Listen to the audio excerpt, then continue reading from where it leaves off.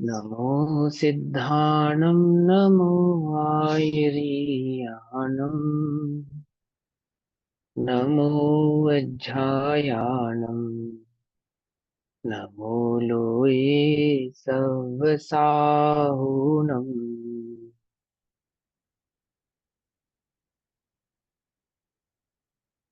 ओंकारं बिन्दुसंयुक्तं नित्यं ध्यायन्ति योगिनः कामदं मोक्षदं चैव ओंकाराय नमो नमः। मङ्गलं भगवान् वीरो मङ्गलं गौतमो गणी मङ्गलं कुन्दकुन्दार्द्यो जैनधर्मोऽस्तु मङ्गलम्। सर्वमङ्गलमाङ्गल्यं सर्वकल्याणकारकं प्रधानां सर्वधर्माणां जैनं जयतु सारणम्। नमः समय साराय स्वानुभूत्या चिकासते चित्स्वभावाय भावाय सर्वभावान्तरच्छिदे।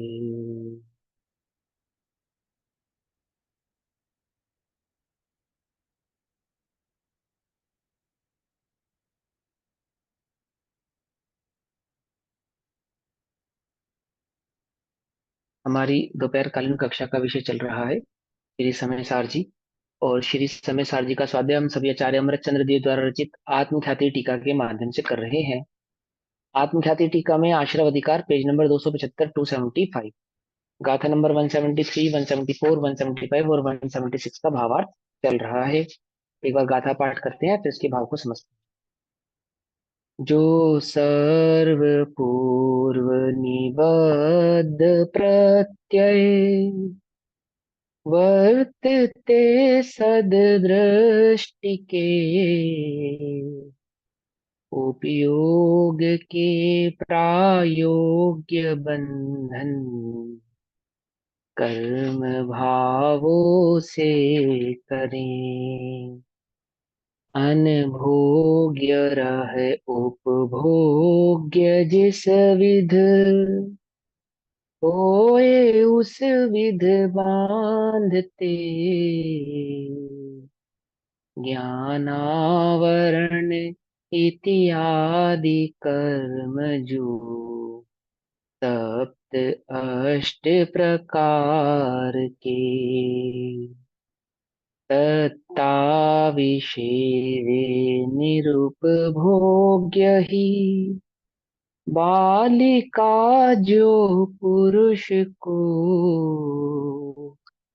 उपभोग्य बनते वे ही बांधे यौवना जो पुरुष को। इस हेतु से सम्यक संयुक्त जीव अनबंधक कहे आश्रव भाव अभाव में प्रत्यय नहीं बंधक कहे। देखो, अब मैं एक भाव एक ही लाइन में पूरी बात समझा सकता हूँ, लेकिन मैं जानबूझ के समझाना नहीं चाहता। क्यों? मैं चाहता हूं कि आप इस बात को टीका से समझो। ठीक है ना? आचार्य देव ने जिस तरीके से जिस रेफरेंस के साथ इस टीका को लिखा है, आपको वो बात उस टीका के उस भाव के साथ समझ में आनी चाहिए। अब एक लाइन में कहना चाहो तो इतना कह दो, ज्ञानी के भाव आश्रम नहीं होता इसलिए उसको बंध नहीं होता, क्योंकि बंध का मूल कारण भाव आश्रव है। बस खत्म हो गई बात। इतनी सी बात यहाँ समझाई गई है। लेकिन जिस तरह के रेफरेंसेस के साथ इस बात को समझाया जा रहा है, ये आवाज किसकी आ रही है? एक बार बोलो ना, म्यूट करने के लिए बोलो। हेलो, हाँ। ठीक है। कर दिया अभी हमने। सुनो। हाँ सुनो। तो अभी क्या समझा रहे हैं, लेकिन आचार्य देव ने आपको जो द्रव्य नियोग का भाव है वह, और जो कर्णन युग में यानी कर्मों की तारतम्यता से जो स्थिति बनती है जीव की, वह वो दोनों बातों को साथ साथ करके समझाया है ना। कि आपके आपके ज्ञान में दोनों ही अपेक्षाएं क्लियर होनी चाहिए। यदि आपके ज्ञान में ये अपेक्षा क्लियर नहीं होगी, तो वो जो बात है वह सही तरीके से, संपूर्ण तरीके से समझ में नहीं आएगी, आप कंफ्यूज हो जाओगे। क्यों? अब आगम का श्रद्धांत तो है, पर आगम में एक जगह लिखा है बंद नहीं होता, और एक जगह लिखा है बंद होता है। और हमें जब उसकी, जो उसका भाव है, जो उसका मत है, जो उसका नय है, पक्ष है, जब वही समझ में नहीं आएगा, तो हमें आगम की भावना भी समझ में आएगी नहीं। तो आचार्य ने क्या किया? इतना भी कह सकते थे कि भाव आश्रव का भाव होने के कारण द्रव्य आश्रव आदि का बंध नहीं होता, तो भी उन्होंने उस बात को पूरी तरीके से समझाया है। तो हमारा भी ये फर्ज बनता है ना, आचार्य ने लिखने में श्रम किया, तो हमारा इतना श्रम तो करें कि समझे उस बात को, कि किस अपेक्षा से किस बात को वो वहां पे कह रहे हैं, ठीक है ना। तो टीका हमने कल पढ़ी थी, अब हम यहाँ पे आज भावार्थ को समझेंगे। क्या कहते हैं कि द्रव्य, भावार्थ है 275 पेज नंबर पे, और गाथा नंबर 173, 174, 175 और 176 का भावार्थ। द्रव्य आश्रवों के उदय और जीव के राग द्वेष मोह भाव का निमित्त नैमित्तिक भाव, अर्थात जीव के अज्ञान भाव का, राग द्वेष मोह भाव का कहने का तात्पर्य है जीव के अज्ञान भाव का, ठीक है ना। और द्रव्य आश्रवों के उदय, यानी कि जो कर्म का उदय वो होता है वह, इन दोनों का आपस में निमित्त नैमित्तिक संबंध है। यानी कि जब कर्म का उदय आता है, इस बात को हमने कहाँ समझा था? आपने दूसरे अधिकार में मोक्ष मार्ग प्रकाशक जी में इस बात को समझा था। अगर आपको याद हो तो क्या कहा था वहां पे? कि द्रव्य कर्मों का उदय आता है, कर्मों का उदय आने से जीव उस प्रकार के परिणाम करता है, उन परिणामों से फिर नवीन कर्मों का बंध होता है, और फिर वह कर्म उदय में आते हैं। इस प्रकार से ये साइकिल चलता रहता है। और ऐसा होने पर इतरे इतरा से दोष आता है ना। इतरे इतरा से दोष आदि वहां पे समझाया था। अब मुझे इतरे इतरा से दोष नहीं है, ये बात तो यहाँ समझाने की आवश्यकता नहीं है, पर मैं यहाँ जो भाव है वो याद दिला रहा हूँ कि हमने कहाँ पढ़ा था। तो वही बात यहाँ समझाते हैं इस एक लाइन में, कि जीव ने जो द्रव्य आश्रव किए हैं, जो द्रव्य आश्रवों से बंधा है, वो राग द्वेष मोह आदि के परिणाम के कारण बंधा है। और इन दोनों के बीच में ऐसा निमित्त नैमित्तिक संबंध है कि जीव अज्ञान करता है और द्रव्य आश्रवों से बंध होता है, और फिर द्रव्य आश्रव का उदय होता है, उस उदयानुसार जीव फिर अज्ञान करता है, यानी मिथ्यात्व के उदय के कारण मिथ्या भाव करता है, और जो मिथ्या भाव करता है उससे नवीन मिथ्यात्वादी कर्मों का बंध होता है, और फिर उन बंध का फिर उदय आता है, फिर परिणाम करता है, और फिर बंध होता है। तो द्रव्य आश्रवों के उदय और जीव के राग द्वेष मोह भाव का निमित्त नैमित्तिक भाव है, इन दोनों के बीच में इसी प्रकार का निमित्त नैमित्तिक संबंध है, ठीक है ना। निमित्त नैमित्तिक का मतलब क्या है? कि एक द्रव्य दूसरे द्रव्य का कर्ता नहीं है, पुद्गल जीव को बांधता नहीं है, पुद्गल के कारण जीव में और जीव के कारण पुद्गल में कोई क्रिया कार्य होता नहीं है। एक क्षेत्रावकाश संबंध होने पर एक ही समय पे दो द्रव्यों के बीच में एक दूसरे के निमित्त से होने वाले कार्य की अपेक्षा से, है ना, ऐसा कहा जाता है कि जीव ने पुद्गल को बांधा, अर्थात पुद्गल ने जीव को बांधा। इन दोनों के बीच में ऐसा निमित्त नैमित्तिक भाव है ना, अच्छे से समझ में आना चाहिए। क्या नहीं है? कर्ता कर्म भाव नहीं है, क्या है? निमित्त नैमित्तिक भाव है। मेरा इस शरीर के साथ कैसा संबंध है? कर्ता कर्म संबंध। नहीं, निमित्त जब तक मैं नैमित्तिक इसके, संबंध। निमित्त अरे नैमित्तिक आप, संबंध। निमित्त नैमित्तिक कैसे है बताओ? मैं दवाई नहीं खाऊंगा, भोजन नहीं करूंगा, है ना, ये सब तो करना ही पड़ेगा ना, तभी तो ये सही रहेगा। इसको नहलाऊंगा नहीं, धुलाऊंगा नहीं, इसकी सेवा नहीं करूंगा, स्वस्थ कैसे रहेगा ये? मैं करूंगा तभी तो स्वस्थ रह पाऊंगा, और मैं करूंगा ही नहीं, छोड़ दूंगा, तो फिर कैसे बनेगी इसकी बात? हो जाएगा नहीं हो जाएगा बेकार ये? क्यों? दो द्रव्यों कुछ के बात बीच समझ में में आ रही है? हमेशा हाँ, कर्ता कर्म संबंध नहीं है, लेकिन हम इसकी सेवा कैसे करते हैं? जैसे कर्ता कर्म संबंध हो, कि मेरे किए बिना इसका क्या होगा, यही तो मैं हूं। समझे नहीं समझे? दिन रात इसके साथ जो हमारा संबंध है कैसा बना हुआ है? कर्ता कर्म संबंध बना हुआ है, जबकि है हमारे इसके साथ निमित्त नैमित्तिक संबंध। जैसा मेरा इस देह के और वस्त्रों के साथ संबंध है, ऐसा इस देह का इस आत्मा के साथ संबंध है। लेकिन मैं कैसा मानता हूं कि मानो देह तो कुछ है ही नहीं, आत्मा तो कुछ है ही नहीं, देह ही मैं हूं। समझे या नहीं समझे? ऐसे ही जीव का कर्मों के साथ, उदय के साथ कैसा संबंध है? निमित्त नैमित्तिक संबंध। क्या मानते हैं हम? कर्ता कर्म संबंध। जीव, कर्म का उदय आता है मुझे दुखी करता है, कर्म का उदय आता है मुझे सुखी करता है। हे भगवान, ये कर्म का उदय मुझे ऐसा क्यों आता है? अब मैं अच्छे कर्म करूंगा, मुझे अच्छा सुख चाहिए। कुछ बात समझ में ही नहीं आई। इन उदय आदि की अपेक्षा से मैं दुखी हूं, मैं सुखी हूं। ये अच्छे उदय आएंगे तो मुझे सुख होगा। मैं नवीन कर अच्छे कर्म में बांधूंगा तो मुझे अच्छी अच्छी सामग्री की प्राप्ति होगी, आदि आदि आदि आदि। है ना, कई प्रकार से। द्रव्य कर्म, भाव कर्म और नो कर्मों की अपेक्षा से ही बात कही। तो कैसा मानता है? कर्ता कर्म संबंध मानता है। ये मेरे दुख का कारण है, ये मेरे दुख का कारण है, ये मेरे दुख का कारण है। आमुक आमुक आमुक मेरे सुख का कारण है। आमुक आमुक पर्याय मेरे सुख का कारण है, आमुक आमुक द्रव्य मेरे सुख का कारण है। कैसा मानता है? कर्ता कर्म संबंध है। कैसा? निमित्त नैमित्तिक संबंध, कहने भर का संबंध, होने भर का संबंध नहीं। क्या कहा? कहने भर का संबंध। कुछ बात समझ में सही नहीं आ रही है? अरे जगत में ऐसे कितने सारे कहने भर के संबंध है, जिन्हें हम कहने भर तक ही सीमित रखते हैं। और यहाँ आचार्य बार बार समझा रहे हैं कहने भर का संबंध है, हमें समझ में नहीं आ रहा। हम कैसा माने बैठे हैं कि कहने भर का संबंध नहीं, ये तो होने, ये तो है ना। द्रव्य आश्रवों के उदय और जीव के राग द्वेष मोह भाव का निमित्त नैमित्तिक भाव है।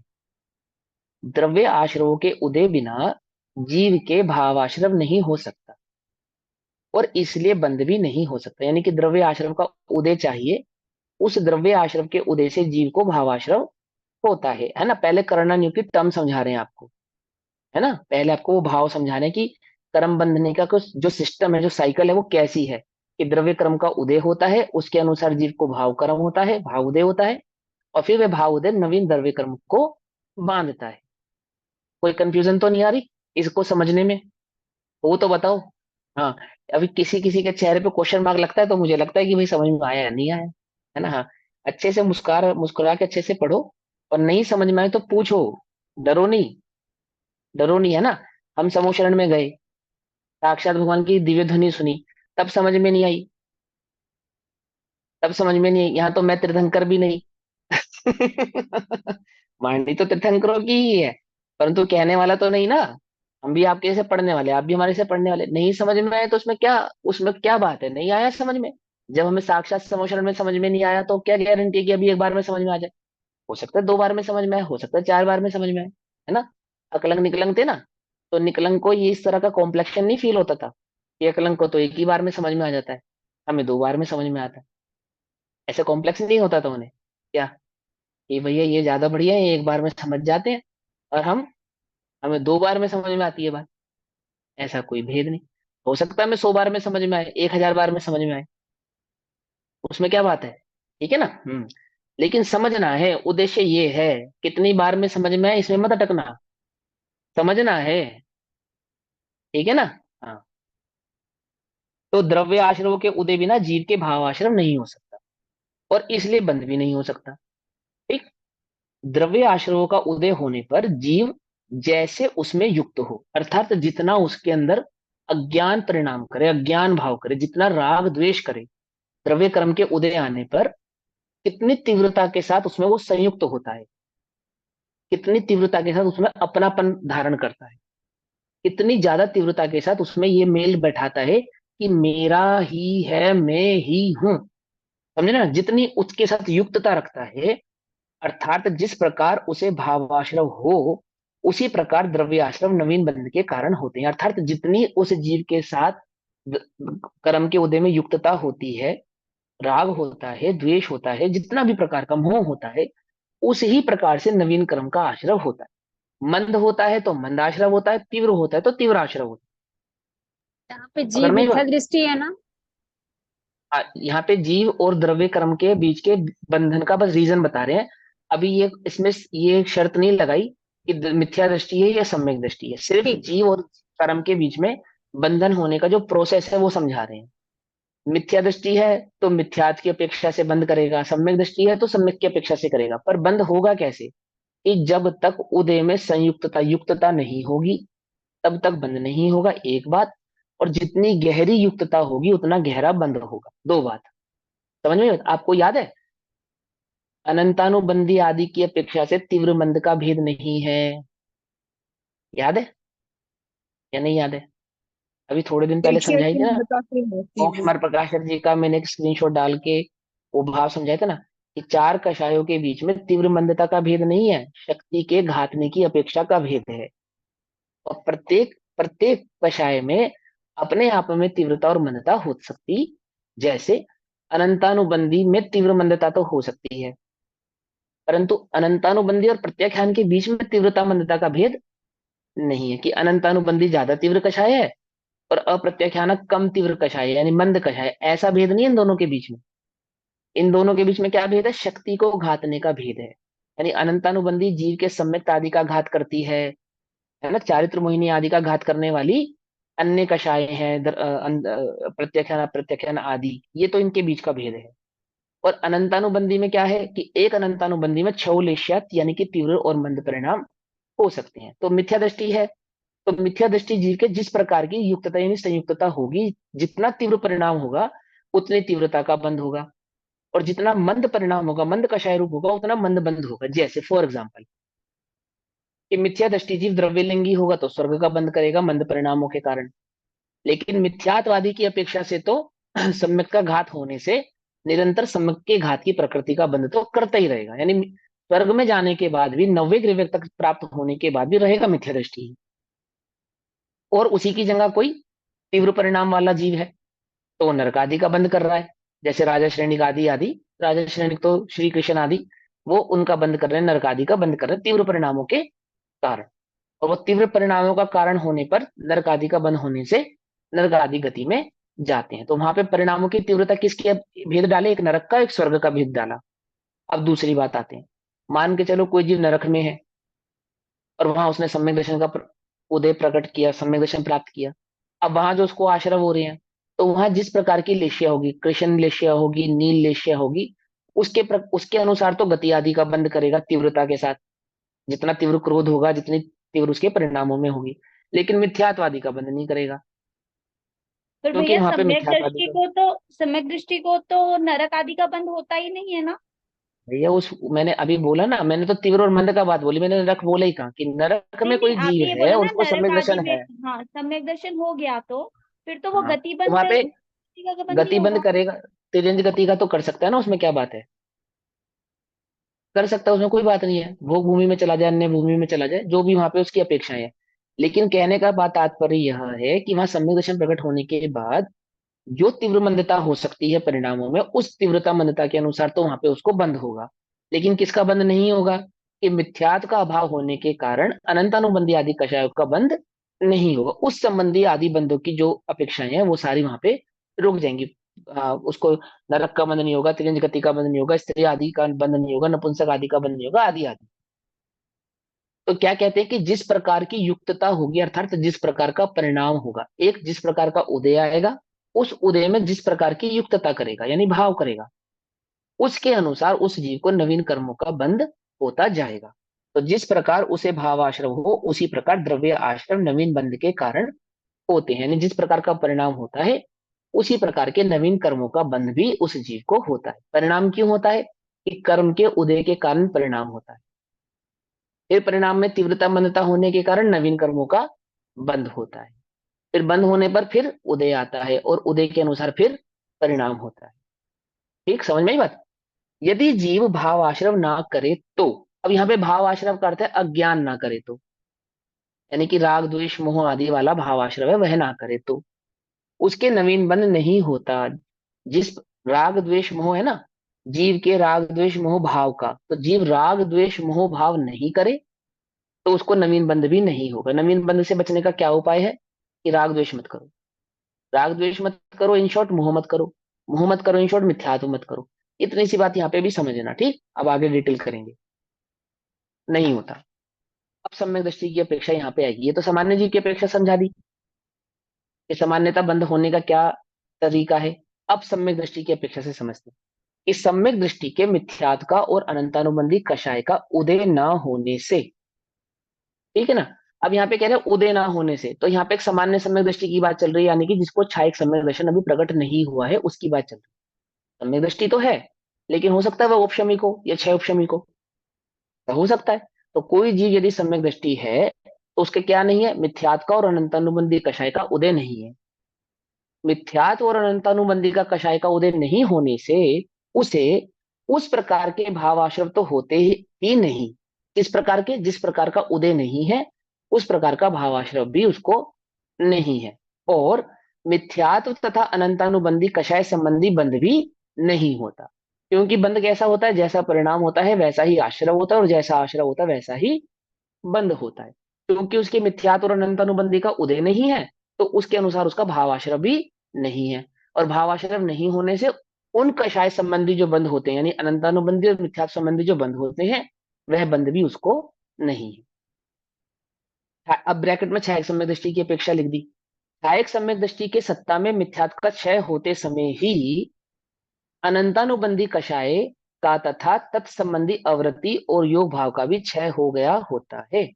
इसलिए उसे उस प्रकार का बंध ही होने से उस प्रकार का बंध नहीं होता। ठीक है ना। जिस कषाय का वह क्षय कर चुका है, जिस कर्म का वह क्षय कर चुका है, क्षय कर चुका है अर्थात सत्ता में से ही खत्म कर चुका है। न्यायिक सम्यक दृष्टि को क्या हुआ है कि मोहिनी का, है ना, मोहिनी में किसका, मिथ्यात्व का, दर्शन मिथ्यात्व होंगे। और अनंतानुबंधी का दर्शन मोह का अभाव कर दिया है। अभाव हो जाने के कारण उस संबंधी उसको आश्रव कभी होगा ही नहीं। क्यों नहीं होगा, क्योंकि उस संबंधी कभी उसे उदय आएगा ही नहीं।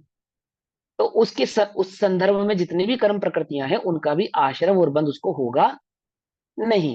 अविरति और औपशमिक योग सम्यक दृष्टि, बताना है, यहाँ कैसे बताया आपने अविरति और योग का शायद समझ तत्संबंधी दृष्टि को? तत् अनंतानुबंधी संबंधी अविरति। देखो सम्यक दृष्टि जब जीव होते हैं, क्या उनके व्रत होते हैं? चौथे गुण स्थान में तो उनको अविरति ही कहा जाता है। तो स्थूलता से कहा जाता है, स्थूलता से कहा जाता है। सूक्ष्मता से तो जो कषाय घटी है उतना उतनी स्थिरता बढ़ी है। यहाँ पे व्रत का मतलब देह से होने वाले व्रतों की बात नहीं है, व्यवहार चारित्र की बात नहीं है। आत्मा में जो स्थिरता है ना उसको चारित्र कहते हैं। स्थिरता को ही व्रत कहते हैं। आत्मा की स्थिरता को व्रत कहते हैं। जब आत्मा हूं मैंने एक दाना अन्न का नहीं खाया और मैंने अन्न का त्याग कर दिया, उसको व्रत नहीं कहते हैं। समझे क्यों? क्योंकि आत्मा में त्यागो उपादान शून्यत्व नाम की एक शक्ति है। ना ही वह किसी चीज का त्याग करता है और ना ही वह किसी चीज को ग्रहण करता है। तो कर्म आदि को ग्रहण नहीं किया, समझे, मिथ्यात्वादी का त्याग नहीं करता, तो करता क्या है? अज्ञान कर सकता है, अज्ञान नहीं करता है। अज्ञान नहीं किया है, इस संदर्भ में जो आत्म स्थिरता प्रकट हुई है उतना उतना उसको अविरत, अविरत, समझे, भाव से संदर्भ में उसको व्रत प्रकट हुआ है। तो अविरति और योग भाव का भी क्षय हो गया है, स्थिरता हो गई है उसको उतनी उतनी। उसके परिणामों में जो आत्मा के प्रदेश हैं उनके स्पंदनों में उतने उतने स्पंदनों का अभाव हो गया है।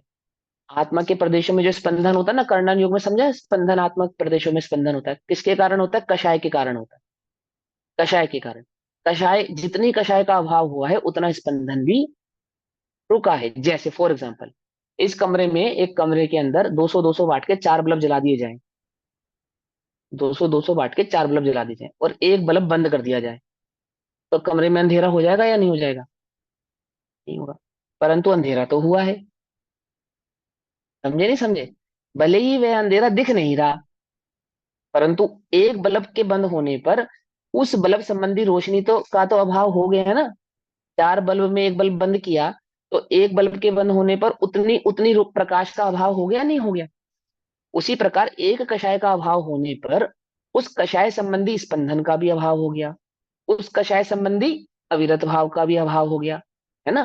तो ये दोनों भावों का अभाव हो गया है। इस अपेक्षा से तत्संबंधी यानी उस कषाय संबंधी, समझे, उस कषाय संबंधी अविरति और योग का भी क्षय हो गया है। इसी अपेक्षा से चौथे गुण स्थान में भी चारित्र होता है, ये बात कही जाती है। समझे, स्थूल अपेक्षा से तो चौथे गुण स्थान में चारित्र नहीं होता, परंतु कषायों की सूक्ष्म अपेक्षाओं से यदि आप बात को समझेंगे तो पाएंगे कि वहां पे चारित्र होता है। सम्यक दर्शन बिना चारित्र के प्रकट नहीं होता। चौथा गुण स्थान वाला जीव भी रत्नत्रय का पालन करने वाला ही मानो, परंतु लोक में जिसे रत्नत्रय की व्युत्पत्ति प्राप्त है उस प्रकार का चारित्र उसे नहीं होने से अविरति ऐसा कहा जाता है। समझे नहीं समझे? क्या समझे? चलो अच्छी बात है। योग भाव का भी क्षय हो गया। इसलिए उसे उसे मतलब उस ज्ञानी को, उस सम्यक दृष्टि को उस प्रकार का बंध नहीं होता। एक औपशमिक सम्यक दृष्टि के मिथ्यात्व तथा अनंतानुबंधी कषाय मात्र उपशम में अर्थात दबना। उपशम का अर्थ होता है दबना। एक है मिटना, क्षय का अर्थ होता है मिटना, उपशम का अर्थ होता है दबना। तो अनंतानुबंधी कषाय मात्र उपशम में यानी सत्ता में ही होने से सत्ता में रहा हुआ द्रव्य उदय में आए बिना उस प्रकार के बंध का कारण नहीं होता। है ना, कल समझाया था ना कि अनंतानुबंधी सत्ता में तो होती है, औपशमिक और क्षौपशमिक सम्यक दृष्टि के, परंतु वह मिथ्यात्वादी के बंध का कारण नहीं होती। बंध का कारण होने के लिए उदय में आना अनिवार्य है। उदय में आना अनिवार्य है। जब तक वह उदय में नहीं आएगी तब तक वह बंध आदि को भी प्राप्त नहीं होती। सहायक सम्यक दृष्टि की तो कभी उदय में नहीं आएगी। और यदि उपशम क्षयपशम सम्यक दृष्टि की माने तो उसको क्यों नहीं होता? क्योंकि उसके उदय में नहीं है। उदय में नहीं, बंद होने के लिए उदय में आना अनिवार्य है, इस प्रकार उसको बंद नहीं होता। और क्षयोपशमिक सम्यक दृष्टि को भी सम्यक्त मोहिनी के अतिरिक्त छह प्रकृतियां विपाक उदय में नहीं आती, इसलिए उस प्रकार का भी बंध नहीं होता। औपशमिक सम्यक दृष्टि क्षयोपशमिक सम्यक दृष्टि की अपेक्षा से गई, क्योंकि ये चलमल अगाड़ दोष होता है ना क्षयोपशम सम्यक दर्शन में, यानी अनंतानुबंधी का कुछ कुछ भाव, वो सब आपको करना जो में समझा देंगे। मतलब इतनी सी बात समझो कि जो जितना जितना कषाय का उदय माना गया है उतना उतना उसको आश्रव और बंध है, और जितना जितना उदय नहीं माना गया उतना उतना आश्रव और बंध भी नहीं है, भले ही वह कषाय सत्ता में मौजूद क्यों ना हो। पकड़ में ही बात। अब आगे चलते हैं। अविरति सम्यक दृष्टि इत्यादि की जो चारित्र मोह का उदय विद्यमान है। अविरति सम्यक दृष्टि यानी कि पंचम गुण स्थान वृत्ति या चौथे गुण स्थान से ऊपर के जो सम्यक दृष्टि है, चौथे गुण स्थान से जो सम्यक दृष्टि है, ऐसे सम्यक दृष्टियों के जो चारित्र मोहिनी आदि का उदय देखा जाता है। अप्रत्याख्यान, प्रत्याख्यान और संजलन रूप सभी रूप लगा लो। यहाँ पे अवृत्ति की अपेक्षा से तो चौथे गुण स्थान की बात कर रहे हैं, लेकिन जितनी जितनी कषाय है उतना उतना आश्रव है, यानी संजुलन कषाय होने पर संजुलन जितना आश्रव भी है और बंध भी है। पकड़ में आई बात? नहीं पकड़ में आई? नहीं पकड़ में आई? समझ में आई ये बात? नहीं समझ में आई? मुनि राजों के बंध होता है या नहीं होता? होता है या नहीं होता? कि नहीं होता है होता और होता है, और होता भी है, दोनों दोनों बातें ही हैं। अपेक्षा है। हाँ, नहीं होता, मिथ्यात्वादी के अभाव की अपेक्षा से नहीं होता, निराश्रव ही है। और तारतम्यता से देखने पर जितनी कषाय विद्यमान होता है बंद भी होता है। ठीक है ना, दोनों बातें क्लियर होनी चाहिए। ठीक। और ये नयातीत भी होना चाहिए कि एक द्रव्य दूसरे द्रव्य को बांधता नहीं है, जीव सदा चैतन्य भावमय है। वह पर पदार्थ आदि के पुद्गल आदि के परिणमन को जानता तो है परंतु उनसे बनता नहीं। अज्ञान भाव ही मेरे बंध का कारण है और एक ज्ञान भाव ही मेरे मुक्ति भाव का कारण है ना। मेरे बंधन में पर की अपेक्षा नहीं है और मेरी मुक्ति में भी पर की अपेक्षा नहीं है, नयातीत भी हो और अपेक्षाएं भी आपके ज्ञान में हो। तो अवरति सम्यक दृष्टि इत्यादि के, इत्यादि कहने का तात्पर्य क्या हो गया? चौथा पांचवा छठा आदि जो गुण स्थान हो गए वो सारे हो गए। में जो चारित्र मोह का उदय विद्यमान है उसमें जिस प्रकार जीव युक्त होता है, यानी जितनी जितनी कषाय होती है, युक्त होता है अर्थात जितनी जितनी कषाय होती है, उसी प्रकार उसे नवीन बंध होता है। अप्रत्याख्यान होती है तो अप्रत्याख्यान संबंधी होता है, प्रत्याख्यान होता है तो प्रत्याख्यान संबंधी होता है, और संजुलन होती है तो संजुलन संबंधी होता है। इसलिए गुण स्थानों के वर्णन में अविरति, सम्यक दृष्टि आदि गुण स्थानों में आमुक आमुक प्रकृतियों का बंध कहा है। ठीक है ना। आगे ना बात क्यों कह रहे हैं आचार्य, हमको क्यों समझा रहे हैं? क्योंकि तुमने करना नियोग में पढ़ा होगा और हम यहाँ ये बात कहेंगे तो तुम क्या कहोगे कि आप तो कह रहे हो कि बंद ही नहीं होता, और वहां तो ऐसा लिखा है कि चौथे में भी बंद होता है, पांचवें में भी बंद होता है, छठे में भी बंद होता है, और 12वें गुण स्थान पर्यंत तक बंद की अवस्था वहां पर कही जा रही है। ठीक है ना। तो क्या कहते हैं कि जितनी जितनी प्रकृतियां वहां विद्यमान है नहीं, जितनी जितनी प्रकृतियों का वहां उदय है। हाँ, विद्यमान है नहीं, जितनी जितनी प्रकृतियों का वहां उदय है उतनी उतनी युक्तता होती है, और उतनी उतनी युक्तता के साथ वहां जीव को आश्रव भी होता है, बंध भी होता है। किंतु वह बंध अल्प है। किंतु वह बंध कैसा है? अल्प है। अल्प है, थोड़ा है, किंचित है, ईशत है ना। इसलिए उसे सामान्य संसार की अपेक्षा से बंध में नहीं गिना जाता, है ना। क्योंकि अनंत संसार का कारण नहीं है, जीव को अनादि तक संसार में भटकाने का कारण नहीं है। है ना, और कुछ ही समय में विलय को प्राप्त हो जाने वाला है, हम उसको बंध नहीं मानते। समझ बात, हम तो उसको बंध नहीं मानते। सम्यक दृष्टि चारित्र मोह के उदय में स्वामित्व भाव से युक्त नहीं होता, अर्थात अज्ञान भाव से युक्त नहीं होता, पर का स्वामी नहीं बनता। स्वामित्व भाव से युक्त नहीं होता अर्थात ऐसा अज्ञान भाव धारण नहीं करता कि पर पदार्थ में अहम बुद्धि धारण करे। एकत्व, ममत्व, कर्तृत्व और भोक्तत्व की बुद्धि पर पदार्थ संबंधी उसको नहीं होती। किसको? सम्यक दृष्टि जीव को, ज्ञानी जीव को। कषाय हो सकती है, होती है, लेकिन कैसी बुद्धि नहीं होती? स्वामित्वपना नहीं होता, अहमपना नहीं होता कि मेरा है, ऐसा भाव वहां पे उसको होता नहीं है। वह मात्र अस्थिरता रूप से युक्त होता है, वह मात्र अन्य कषाय के उदय अनुसार ही युक्त होता है। अस्थिरता युक्त होता है मतलब जितनी वहां कषाय विद्यमान है, अप्रत्यक्षण, प्रत्यक्षण, संजलन आदि, उतनी उतनी अस्थिरता जितना ही वह वहां पे युक्त होता हुआ दिखाई देता है। और अस्थिरता रूप युक्तता निश्चय दृष्टि में युक्तता ही नहीं है। अस्थिरता को तो हम युक्तता ही नहीं मानते। समझ नहीं बात? किस में नहीं मानते? स्वभाव से देखा जाए, द्रव्य की अपेक्षा से देखा जाए, निश्चय दृष्टि से देखा जाए, तो हम क्या नहीं मानते? उसको युक्तता ही नहीं मानते। ठीक, इसलिए सम्यक दृष्टि के राग द्वेष मोह का अभाव कहा गया है। समझे? इसलिए सम्यक दृष्टि के क्या कहा गया है? राग द्वेष मोह का अभाव है ही नहीं, ऐसा कहा गया है। और जब तक जीव कर्म का स्वामित्व रखकर कर्मोदय में परिणमित होता है, अर्थात जब तक जीव अज्ञान भाव के साथ कर्मों में परिणमित होता है, स्वामित्व रखकर मतलब मिथ्यात्व के साथ, स्वामित्व रखकर मतलब अज्ञान भाव के साथ। पकड़ में ही बात? समझ रहे हो ना? भावार्थ को समझना ध्यान से, वर्ड टू वर्ड समझना। तो जब तक जीव कर्म का स्वामित्व रखकर, कर्म में अहमपना रखकर, अज्ञान भाव के साथ, एकत्व, ममत्व, कर्तत्व, भोक्तत्व बुद्धि के साथ या मिथ्यात्व के साथ, ये सब नाम मैं आपको बता दिए, कहीं पे इससे अपेक्षा से, कहीं पे इस अपेक्षा से लिखा रहता है तो पढ़ना। तो क्या कहते हैं? जब तक जीव कर्म का स्वामित्व रखकर कर्मोदय में परिणमित होता है, यानी युक्त होता है, कर्म के उदय में युक्त होता है, संयुक्त होता है, जुड़ता है, इसके साथ अज्ञान भाव के साथ, तब तक ही वह कर्म का करता है, तब तक ही कर्म बंधन को प्राप्त होता है, तब तक ही संसार में रखड़ता है, तब तक ही कर्म आदि के आश्रय और बंध आदि उसको कहे जाते हैं। उदय का ज्ञाता दृष्टा होकर पर के निमित्त से मात्र अस्थिरता रूप परिणमित होता है, तब वह करता नहीं है। अर्थात सम्यक दर्शन के साथ जब निज और पर का भेद उसके ज्ञान में आ जावे, निज चैतन्य तत्व की अनुभूति से प्रकट हो जावे, ऐसा होने के बाद भी जो अन्य कषाय संबंधी उसको राग द्वेष मोह देखे जाते हैं, हम उसको ना तो युक्तता मानते हैं, ना हम उसको कषाय मानते हैं, और ना ही हम उसको बंद आदि, उदय आदि मानते हैं।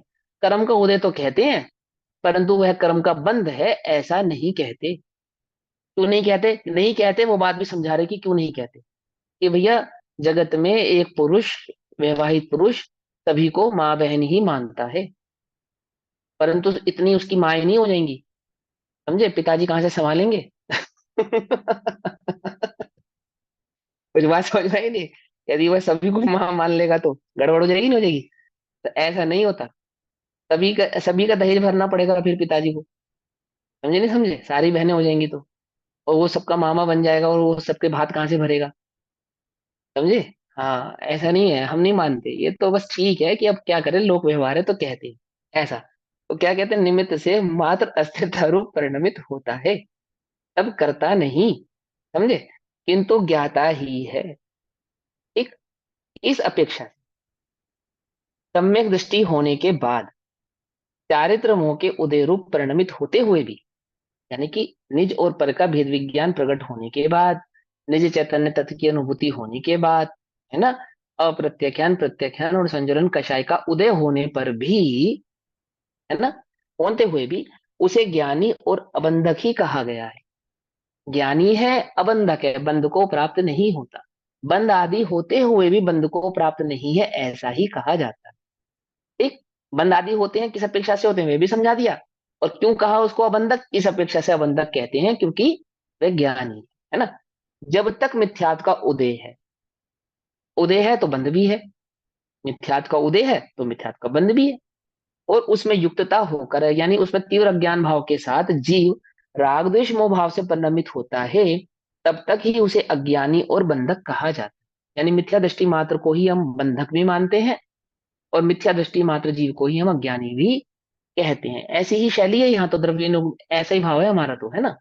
इस प्रकार ज्ञानी अज्ञानी और बंध अबंधक का ये भेद जानना चाहिए, और शुद्ध स्वरूप में लीन रहने के अभ्यास द्वारा, शुद्ध स्वरूप में लीन रहने के अभ्यास द्वारा केवल ज्ञान प्रकट होने से, जब जीव साक्षात संपूर्ण ज्ञानी होता है, अर्थात केवल ज्ञान को प्रकट करता है, केवल ज्ञान भाव को प्रकट होता है, अनंत दर्शन, अनंत सुख, अनंत वीर्य आदि भाव में स्थित होता है, तब वह सर्वथा निराश्रव हो जाता है। यह पहले कहा जा चुका है, यह बात आपको पहले समझाई जा चुकी। अब इसी अर्थ का कलश रूप काव्य कहते हैं। अब इसी भाव को आचार्य अमरचंद्र देव कलश के रूप में कहते हैं, कविता के रूप में कहते हैं, कविता कहते हैं 118 नंबर के कलश में ये बात कहते हैं। क्या कहते हैं? विजहति न हि सत्तां प्रत्यया पूर्वबद्धा, समयमनुसन्तो यद्यपि द्रव्यरूपाः, तदपि सकल राग द्वेष मोह व्युदासा, दवतरत निजातु ज्ञानिनः कर्म बंधः। आचार्य अमरचंद्र देव ने इसी बात को फिर अपने शब्दों में गा कर कहा। क्या कहा गाकर? कि भैया यद्यपि, यद्यपि विजयति न सत्ताम प्रत्यय पूर्वबद्धास, यद्यपि समयम अनुसरंतः, अपने अपने समय का अनुसरण करने वाला, अपने अपने समय में उदय में आने वाला, अनुसरण करने वाला यानी कि जिस कर्म का जिस समय जो उदय है, वह कर्म उस समय उदय में आता है। अपने अपने समय का अनुसरण करने वाला, अपने अपने समय अनुसार उदय में आने वाला। पूर्वबद्धा, पहले से बंधा हुआ, पहले से बंधा हुआ अर्थात अज्ञान भाव में बंधा हुआ। ज्ञान भाव में तो कर्म का बंध होता ही नहीं, समझे ना हम, है ना, ज्ञानी को तो बंध होता ही नहीं। पकड़ मारी बात नहीं, पकड़ मारी है। तो पहले बंधा हुआ उदय में आ रहा है, ये कोई नवीन बंध नहीं है। तो पहले बंधा हुआ, पूर्व में बांधा हुआ। द्रव्य रूपा प्रत्यय, द्रव्य रूप प्रत्यय अर्थात द्रव्य कर्म, द्रव्य रूपा प्रत्यय अर्थात द्रव्य कर्म। सत्ताम, अपनी सत्ता को, ना ही विजहती, नहीं छोड़ते, वे सत्ता में ही रहते। अर्थात पहले बांधे हुए जो कर्म है, जब तक वे उदय में नहीं आते हैं, तब तक वे अपनी सत्ता का त्याग नहीं करते, अपनी सत्ता को नहीं छोड़ते। ठीक। तदपि, तथापि, फिर भी, सकल राग द्वेष मोह व्युदासात, अर्थात सर्व राग द्वेष मोह का अभाव होने से, अर्थात मिथ्यात्व का अभाव होने से, समझे, सर्व राग द्वेष मोह का अभाव होने से कोई केवल ज्ञान प्रकट हो जाएगा उसकी बात नहीं कह रहे हैं यहाँ पे। यहाँ पे सारा राग द्वेष मोह किसको कह दिया? सर्व राग द्वेष मोह मिथ्यात्व को कह रहे हैं, क्योंकि वहां पे सत्ता में पड़े हुए कर्मों की बात भी कर रहे हैं। दोनों बातों को समझना है ना। सत्ता में पड़े हुए कर्मों की बात कर रहे हैं, इसका मतलब ये नहीं कि केवल ज्ञान की बात कर रहे हैं, इसका मतलब वो निचली भूमिका की बात कर रहे हैं। और उस निचली भूमिका में क्या कहते हैं? कि सर्व राग द्वेष मोह का अभाव होने से, अर्थात मिथ्यात्व का अभाव होने से, हम एकमात्र मिथ्यात्व को ही राग द्वेष मानते हैं, बाकी को तो राग द्वेष मानते ही नहीं। एक मिथ्यात्व को ही मोह कहते हैं, अन्य कषाय को तो मोह कहते ही नहीं, है ना। हाँ है या नहीं उस चक्कर में मत पड़ना, अपेक्षा को क्लियर करना कि है भी, लेकिन हम नहीं कहते। क्यों नहीं कहते? क्योंकि एक अज्ञानी ही भावाश्रव करने वाला है, वही मिथ्या दृष्टि है, वही रागी है, वही द्वेषी है। अन्य कोई रागी नहीं है, अन्य कोई द्वेषी नहीं है, क्योंकि वह अज्ञानी नहीं है, भावाश्रव को प्राप्त होता नहीं है। राग द्वेषों का अभाव होने से ज्ञानी ना, ज्ञानी के क्रमबंध जातु कदापि अवतरती ना, अवतार नहीं धरता, अर्थात नहीं होता। अवतार नहीं होता मैंने कर्मबंध का अवतार नहीं होता, कोई कर्मबंध प्रकट हो जाता है, नहीं होता। ज्ञानी के कर्मबंध अवतरित नहीं होते, प्रकट नहीं होते। क्यों? क्योंकि उसके सर्व राग द्वेष मोह का अभाव हो गया है। ओहो सर्व, कि हाँ भैया सर्व का हो गया, मिथ्यात्व का हो गया, बोले हाँ, तो बोले सबका हो गया। क्या कहा, समझे नहीं समझे? मिथ्यात्व का हो गया तो सबका हो गया। भावार्थ, ज्ञानी के भी पहले अज्ञान अवस्था में बांधे हुए द्रव्याश्रव सत्तावस्था में विद्यमान है, और वे अपने उदय काल में उदय में आते रहते हैं। अपना जब जब उनका उदय काल आता है, अपने उदय अनुसार वे सब उदय में आते रहते हैं, ठीक है ना। अ, आदिनाथ भगवान ललितांग देव से लेकर और आदिनाथ भगवान के पर्याय तक क्या कर रहे हैं?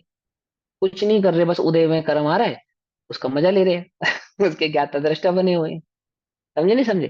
तुमने टिकट खरीदा और 3 घंटे की पिक्चर देखने के लिए तुम जाके बैठ गए, अब तुम क्या कर रहे हो? कि भैया पिक्चर देख रहे हैं, पिक्चर देख रहे हैं बस। समझे ना? अब पिक्चर में क्या हो रहा है कि रोना भी हो रहा है, धोना भी हो रहा है, लड़ाई भी हो रही है, झगड़ा भी हो रहा है, सब हो रहा है। तुम क्या कर रहे हो कि हम तो बस देख रहे हैं। कुछ बात समझ में नहीं? देख रहे हैं। तो लड़ाई हो रही तो रोको, रोको भाई, लड़ाई हो रही है रोको। कि नहीं, हम उसको रोक सकते नहीं, और रोकने जाओगे तो कौन क्या कहलाओगे? बेवकूफ कहलाओगे, मूर्ख कहलाओगे। बंद को प्राप्त हो जाओगे, पता है? नहीं मालूम? जेल हो जाएगी तुम्हें। अगर तुम, है ना, और तुम्हारे पर हो सकता है रिस्ट्रिक्शन भी लगा दिया जाए कि भैया अगली बार से इस पिक्चर हॉल में इस चेहरे के व्यक्ति को एंट्री ना दी जाए। ऐसा भी हो सकता है ना। तो बंद को प्राप्त हो जाओगे। कब बंद को प्राप्त होगे? जब तुम उसको रोकने जाओ। और जब तक तुम ज्ञाता दृष्टा बनकर बैठे रहोगे, तब तक कुछ नहीं है, पिक्चर चल रही है, तुम देख रहे हो। ऐसे ज्ञानी का हिसाब है। एक बार सम्यक दशा में प्रकट होने के बाद क्या हो रहा है कि कुछ भी रोकने, तो अब वो कह रहे नहीं, आप तो रोक तो रहे हैं, वो रामचंद्र जी सीता को उठा के ले रावण उठा के ले आ रहा है, और रामचंद्र जी रोक तो रहे हैं। आप कह रहे हो रोकोगे तो बंदूक को प्राप्त हो गया। रोक नहीं रहे हैं, पिक्चर चल रही है। रोकने की पिक्चर चल रही है। रावण के वध की पिक्चर चल रही है। लक्ष्मण द्वारा रावण का जो वध हो रहा है, रामचंद्र जी ज्ञाता दृष्टा है उसके, ज्ञाता दृष्टा है उसके। वो उस पिक्चर को रोक नहीं रहे हैं। समझे? क्या कर रहे हैं? आनंद ले रहे हैं सीता हरण का। आनंद ले रहे हैं। अभी उल्टा नहीं पकड़ना, वो द्रविड़ की शैली है ना। हाँ, ऐसे समझना। कभी तुम कह दो कि रामचंद्र जी सीता हरण का आनंद ले रहे थे, भैया बता रहे थे। समझे? अभी अभी राम मंदिर बन के चला है, और पता लगा वहीं आसपास किसी घाट पे हमें घाट उतार दिया जाए। तो नो, ज्ञानी के भी पहले अज्ञान अवस्था में बांधे हुए हैं, द्रव्य आश्रव सत्तावस्था में, है ना, विद्यमान है। और वे अपने उदय काल में उदय में आते रहते हैं। किंतु वे द्रव्य आश्रव ज्ञानी के कर्म बंध के कारण नहीं होते। किसके कारण होते? ज्ञानी के। ज्ञानी के कारण नहीं होते, है ना। क्योंकि ज्ञानी ने समस्त राग द्वेष मोह का अभाव है। समस्त राग द्वेष मोह का अभाव कर दिया है ज्ञानी ने, अर्थात मिथ्यात्व का अभाव कर दिया है। यहाँ समस्त राग द्वेष मोह का अभाव बुद्धि पूर्वक राग द्वेष मोह की अपेक्षा से समझना चाहिए, अर्थात मिथ्यात्व समझना चाहिए। अब इसी अर्थ को दृढ़ करने वाली आगामी दो गाथाओं का सूचक श्लोक कहते हैं। अब एक श्लोक कहते हैं आचार्य अमृतचंद्र देव, कि अब आचार्य कुंद देव जो दो गाथाएं कहेंगे, गाथा नंबर 177 और 178, उन 177 और 178 गाथाओं के भाव को समझाने के लिए आचार्य अमृतचंद्र देव ने एक श्लोक कहा। कलश नंबर 119, 119 नंबर का कलश। राग द्वेष विमोहानाम ज्ञानिनो यद संभवा, तत एव न बंधो यस्य ते ही बंधस्य कारणम। क्या कहा? राग द्वेष विमोहानाम ज्ञानिनो यद संभवा, तद एव न बंधस्य ते ही बंधस्य कारणम। वो ही बंध के कारण है। क्या? यत, क्योंकि ज्ञानिनः राग द्वेष विमोहानाम असंभव, असंभव, ज्ञानी के अज्ञान भाव असंभव, मिथ्यात्व भाव असंभव। वो तो कह रहे राग द्वेष मोह, ज्ञानी के राग द्वेष मोह असंभव है। और हम तो ज्ञानी को राग द्वेष करते हुए देख रहे हैं। हम तो ज्ञानी को वर्तमान युग में क्या करते हुए देख रहे हैं? राग द्वेष करते हुए देख रहे हैं। असंभव है, हो ही नहीं सकते। तुमने कुछ और देख लिया। क्या कहा? राग द्वेष मोह नहीं देखे तुमने, कुछ और देखा है। तुम्हें मालूम ही नहीं राग द्वेष मोह किसे कहते। समझे? ये तुम जिसको राग द्वेष मोह कहते हो ना, इसको राग द्वेष मोह कहते ही नहीं। आहा, हमें तो बड़ा राग है भैया। हमें तो बड़ा राग है अपने बच्चों से, आदि से, पिता से, पति से, बहुत राग है भैया, बहुत राग। इसे इसे राग द्वेष मोह कहते ही नहीं, कहते ही नहीं। ये मिथ्या संबंधी जो तेरा मिथ्यात्व है ना, पर मेरे सुख का कारण है, ये जो तेरी पर में सुख बुद्धि है, इसे कहते हैं। वो तू घास से भी कर सकता है। क्या पीआईजी साहब किससे करते हैं? पीआईजी साहब किससे करते हैं? क्या? राग द्वेष। उसे राग द्वेष कहते ही नहीं। जिसे पर में सुख बुद्धि होती है, वह गंदगी से भी राग द्वेष करता है। राग करता है ना, पीआईजी राग करता है ना, जिससे तुम द्वेष करते हो उसे राग करता है। करता ही नहीं करता है? वो अज्ञान तो ऐसा चमत्कारी है, उससे भी राग करता है, जिससे तुम द्वेष करते हो वह उससे भी राग करता है। जिसे तुम राग द्वेष कहते हो उसे तो राग द्वेष कहते ही नहीं, क्या कहते हैं? क्योंकि ज्ञानी के राग द्वेष मोह को असंभव है, होते ही नहीं, होता ही नहीं। तथा ये वह इसलिए अस्य बंधना, उसको बंध नहीं है। उसके राग द्वेष मोह का भाव है ना, अर्थात अज्ञान का भाव है, अज्ञान का भाव होने से उसको बंध नहीं है। कारण कि ते बंधस्य कारणम, वे राग द्वेष में ही बंध का कारण है। बंध का भाव क्यों है? बंदी क्यों नहीं है? अरे अज्ञान नहीं है उसको भैया, मिथ्यात्व नहीं है, वही तो बंध का कारण है। भाव आश्रव ही मूलतः बंध का कारण है। क्या बताया पीछे? भाव आश्रव किसको कहा? अज्ञान भाव को। पहले सिद्ध कर दिया ना, एक अज्ञान भाव ही भाव आश्रव है। अज्ञान का भाव होने से ज्ञानी को क्या नहीं है? बंध नहीं है, बंध नहीं।